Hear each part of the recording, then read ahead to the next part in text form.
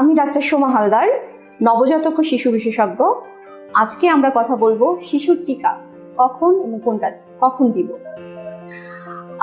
শিশুর টিকা, জন্মের পরে টিকা প্রদান শিশুর একটা অধিকার।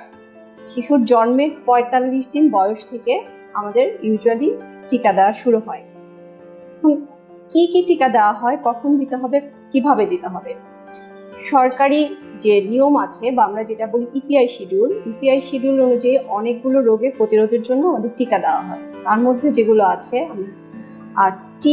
টিবির জন্য টিকা দেওয়া হয়, নিউমোনিয়ার জন্য টিকা দেওয়া হয়।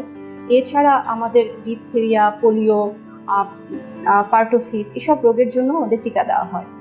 শিশুর জন্ম যদি হাসপাতালে হয়ে থাকে, ইউজুয়ালি ম্যাক্সিমাম ক্ষেত্রে হাসপাতাল থেকে শিশুর জন্মের সাথে সাথে টিবির জন্য